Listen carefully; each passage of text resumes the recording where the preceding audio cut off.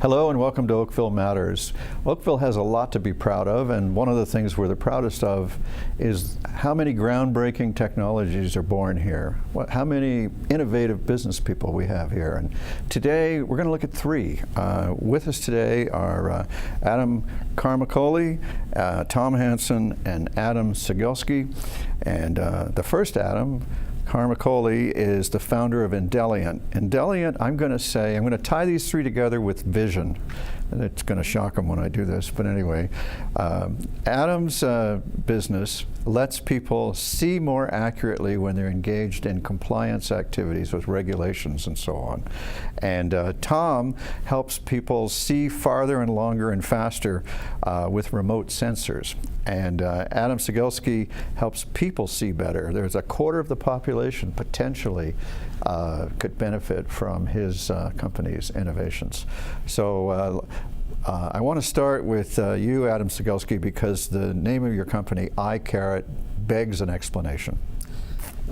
Obviously, as I very much enjoy the Apple products and the Apple product lines, and when we were starting the company, we were talking about vision and human vision, and one of my partners said, well, the company's Eyecarrot. And I said, that's ridiculous. And he went on and said, you know, I've named every company I've been involved in, and we spent months trying to find a new name. And obviously what we're doing is hanging a carrot in front of the visual system, and we're trying to get information back as to how that visual system performs. And we couldn't top that name, and it was quite catchy, and that's really how it set out in motion. All right, what do you think, guys? Did he choose a good name or not? This is like all of a sudden it's the Shark Tank or something. I like it. Yeah, it's kind of like the carrot. I imagine the carrot dangling in front of your eye is kind of the analogy that I look at. So, yeah. What's interesting is different interpretations. I thought about it as carrots, as traditionally you grew up thinking the carrots are good for your vision. Beta carotene. There you go. Yeah, exactly. So that's it's a triple whammy. Yeah, exactly. Oh, okay, so explain Intellient for us. Well, I think, you know, like a lot of tech companies, it starts with what domain is available. We went through a number of different varieties. We looked at how to combine some of the things we talked about earlier in custom development, played a little bit off of intelligent systems. Obviously those names aren't taken. We varied it a little bit and seemed to stick. So it's intelligence pronounced indulgence. Yeah, exactly. And we ran into a little trouble because someone once said to me, well, it's very close to indolent, which of course is not a great interpretation, but fortunately that one hasn't stuck. So you seem to have a pretty broad suite of offerings, because when I was reading about you, it looked like you started with regulation compliance and getting that to be more accurate, but then you kind of built on that. Tell us how you did that. So we've been around for 14 years, and like a lot of custom software development companies, which is how we were founded, we're driven by the problems of our customers. So we've always been very good at looking at what the customer's issues are, being able to find a solution for it with technology, and then building those solutions. Over time, we've been guided by a lot of our customers and what they need, and in the last few years, we've seen a lot of convergence in a couple of areas, one of which you hit on right at the beginning, which is the whole need for organizations to make better use of their data, to understand, to see value, and to be able to understand how to drive business decisions and take actions to improve their business. So our focus has gradually adjusted to develop the skills and capabilities, largely with customers in Canada, US, to be able to get that value from their data. So I know of another Oakville company that has a similar origin around a similar mission, that is automating compliance efforts and making sure you're accurate. So I know, and that's a big success. So I know there's apparently a big field there. Tom, why did you call your company the Sky Guys instead of the Spy Guys? Or the Sky People. Similar to what Adam said, a lot of naming a company comes down to what domain is available, right? And I think when we were starting our company, we're in the drone business, which is kind of a young and sexy, new tech vibe. So we wanted to create kind of a fun company culture, and so the Sky Guys was kind of that endeavor. Originally, it was only supposed to be just me and my partner flying a drone for real estate, and it's turned into a lot more than what we intended it to be. So that's kind of the pipelines, utility, transmission lines. Yeah, Yeah, I mean, and initially, like my background is in real estate, and so is my partner's, and it's supposed to be just a side business. We buy a drone, literally 2 guys in a drone flying, real estate marketing videos. We start getting calls from people wanting us to do inspections. It's a TV show, 2 guys in a drone. Yeah, it really is, in a basement with Red Bull and pizza. So, it's turned into an actual real business, which is great, but it just kind of goes to show that there's certainly an appetite out there for the drone space. Yeah. So our utility actually hires people. I have no idea if it's your company, but I know at a recent briefing I was told that we're using drones to inspect our wires. So I gather you're selling that service, right? We are. Well, tell them to give us a call, because I think a lot of these utility companies, they want to do it themselves, which I think makes a lot of sense. When they have guys out there doing that work on a daily basis anyway, it's a lot cheaper and faster and more safe for them to use drones themselves. So they're likely doing that. Now, I was intrigued by the range of your, does your drone actually have a huge, did I read 150 kilometers, 1,500? 1,500 kilometers, correct. Well, there's a little bit of a backstory there. So, our company is a service business, so we send teams in the field with drones to collect data and solve problems for our clients. However, doing that, we're fully reliant on third-party technology. So we buy drones from China, from Europe, and so on, that aren't as robust as we'd like them to be. So we decided to build out our own kind of aerospace component. So we have about 20 engineers that work for us now building drone platforms and software. One of which is a big platform, the one that you mentioned, that has a 25-hour flight time. That's amazing to me. Do you all? I guess you'd say. I want to ask you, Adam. You're kind of unique in that instead of having customers drive the creation of your business, you have a family member driving the I think, right? Yeah, as an entrepreneur and coming from the mining space, you're always looking for a mine. You're looking for some sort of large opportunity. And my son had a specific vision problem that we checked with 3 optometrists, and all 3 said nothing's wrong with his vision. He sees 20/20. And luckily, I had an entrepreneur friend who said, you've got to check out this opportunity. I went out to Guelph and found a doctor there in Guelph who I knew could do a deeper evaluation of my son. He found out that it was a binocular vision problem. And as he says, I fell down the rabbit hole of the binocular vision opportunity.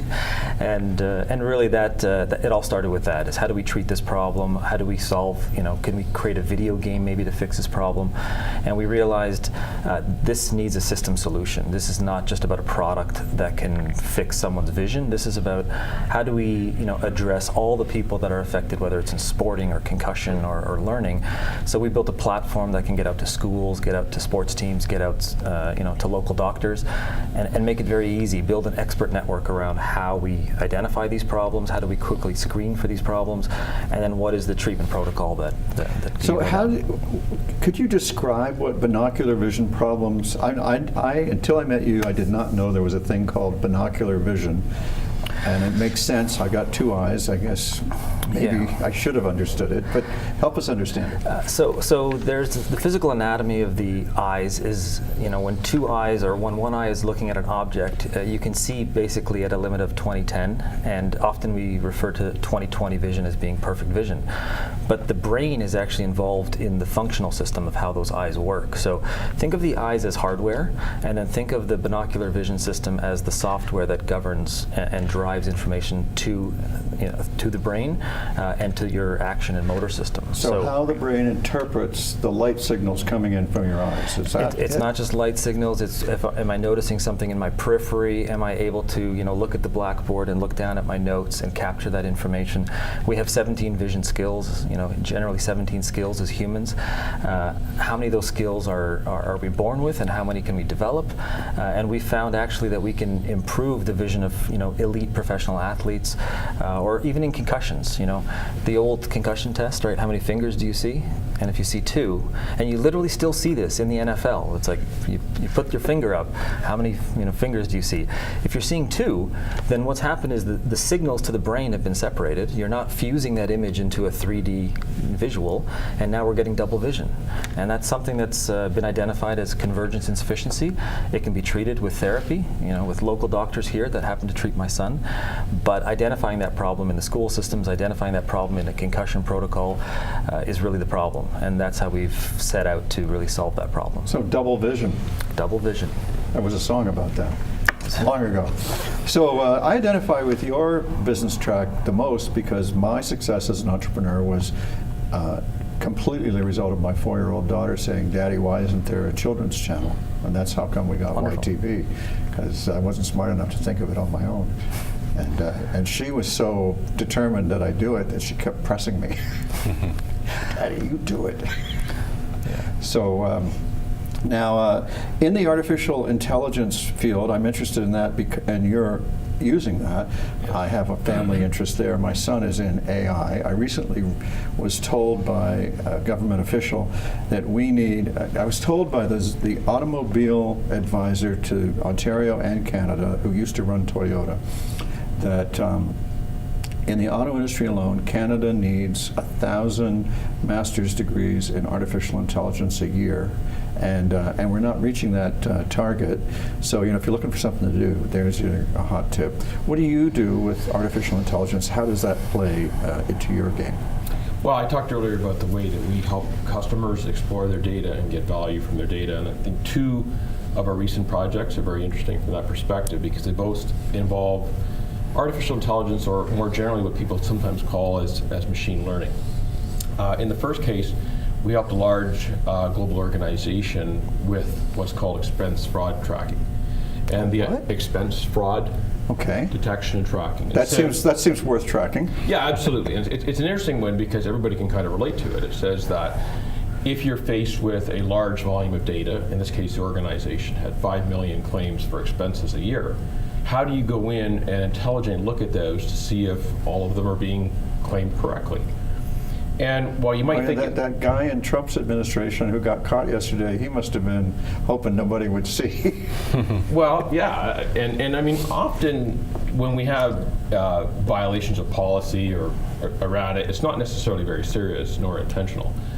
And what's difficult is that traditional algorithms for looking at these types of information are a little bit too black and white, and as a result, you really can't filter between what's good and what's bad, or potentially bad. And so what our team was able to do was to use these machine learning and artificial intelligence techniques to make a much more educated evaluation of what doesn't quite look right. So you're basically looking for pattern breaks, is that it? Yeah, that's correct. And in fact, if you look at what the state of machine learning and artificial intelligence today, most of it is based upon some form of pattern recognition. Even when you're looking at natural language processing, listening to someone speak, interpreting what's in a vision, you're really looking for patterns and trying to match that up against something that you understand. In our case, in these types of solutions for our customers, it's a little bit of the opposite. We're trying to look for things that don't match the pattern. And so you're looking for double vision in the data. Well, interesting. It's the same kind of concept. I'm tying the atoms together here. Yeah. So is there a difference between machine learning and artificial intelligence, or are we just talking 2 words for the same thing? Well, it depends on what you're looking at. If you're looking at their current state of technology, they're very similar. Most of what people call artificial intelligence today is really about machine learning. And that's because we look at what people call as either artificial narrow intelligence or general intelligence, which is really about building a system to perform a well-defined task. And a lot of that is about giving inputs to the system, evaluating the output, and gradually training and causing the device to learn. When we look at the future and we look at what people call artificial superintelligence, which starts to bring in capabilities of the humans for things like understanding context and interpreting what they can see, then we start to reach another level of artificial intelligence that goes perhaps beyond machine learning. Those are capabilities yet to come, but they are on the horizon. Wow.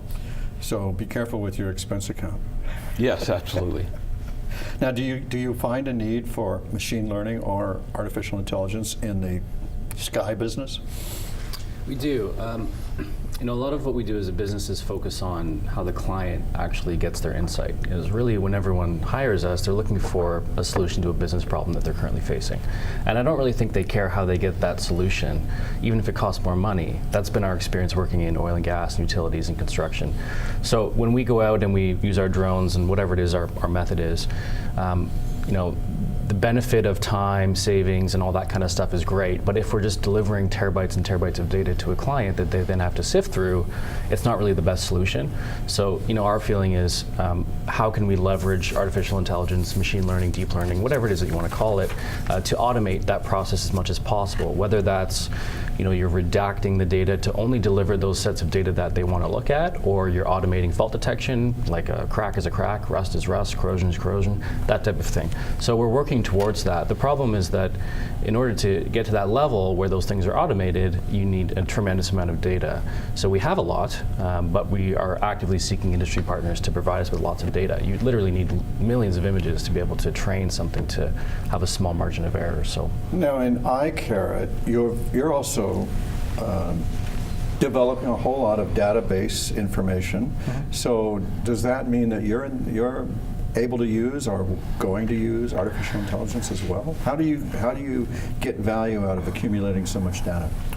Well, that's a good question. First of all, and as you mentioned with vision and looking into information, when you're talking about visual processing and ocular motor skills, you're talking about using 100% of the brain's capacity. And I think, when we talk about how much we know about human physiology, how the physical limits of how fast we can run, how high we can jump, we're really just touching the surface as to understanding how much information is processed by the brain through the visual system, and how that will then be complemented or changed through artificial intelligence.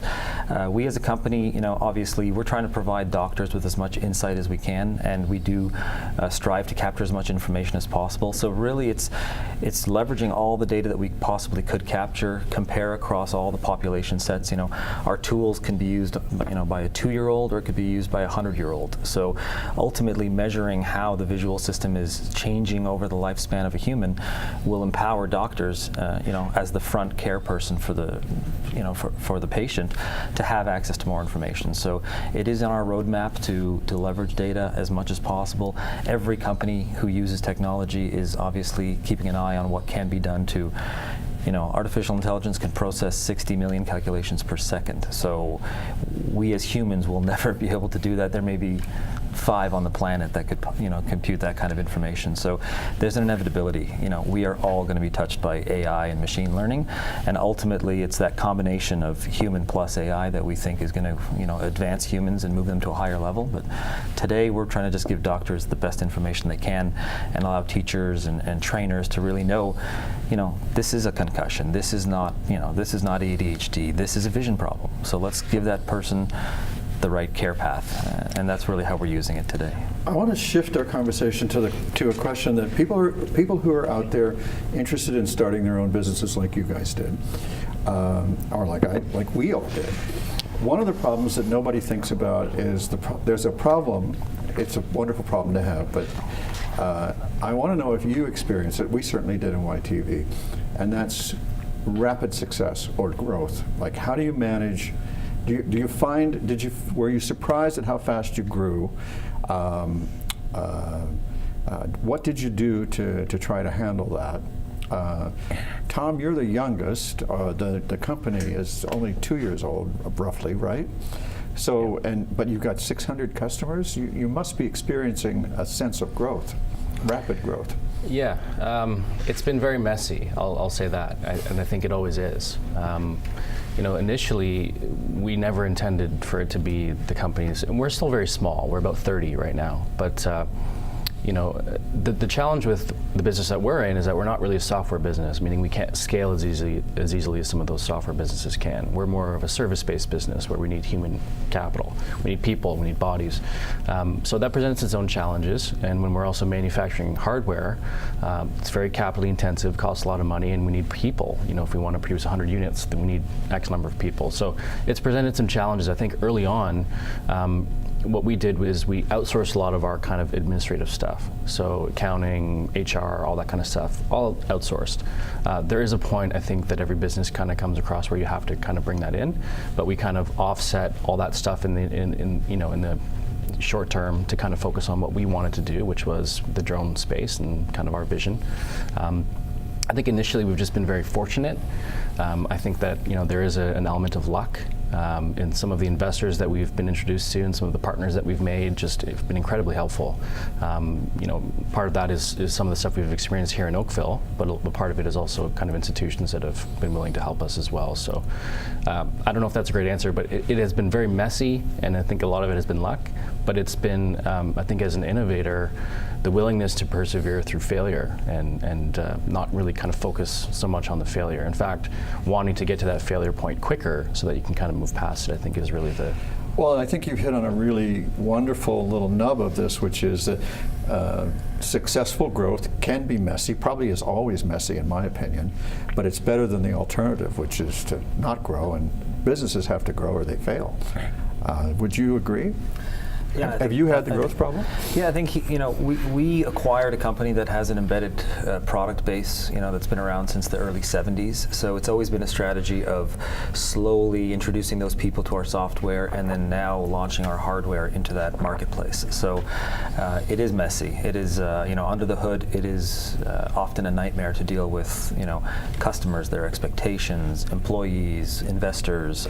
All of these things are coming at you, very quickly. And there's an investor I talked to in Toronto, and he said, Adam, you're going to be that 5-year overnight success, and everyone kind of catches on to the story and they think it's it's an instant success, and it's not. It does take that perseverance and grit and determination, and you run into failures continuously, and it's really just how you respond through that, and partnering with the right people and making sure you have the right investors behind you helps a lot. But it is messy, it's very difficult, and it's exciting every day. So at the Caromicoli house, you've got a longer background behind you in your business. Are you still worried about growth problems, or have you got everything under control? Well, I don't think Do you have sleepless nights? We have lots of sleepless nights, and I do. I mean, I think one of the keys about the messiness is understanding where some of your weaknesses are. I mean, we have growth problems as well. We've hired 25 people in the last year. With that comes its own challenges. I think one of the things that we've learned over the years is that you need to focus on some of the things you don't do as well and find out how to fill those gaps. Tom talked about outsourcing and bringing in other skill sets. I think in technology, it's so easy for us because we're so passionate about what we do and really enjoy it. And we end up hiring a lot of people who are technologists. We often forget about some of the gaps inside the organization. And as we start to grow, you need to fill in those other gaps, whether it's related to marketing or sales or human resources or finance. And one of the hardest things is to see those, because that's not what we think about every day.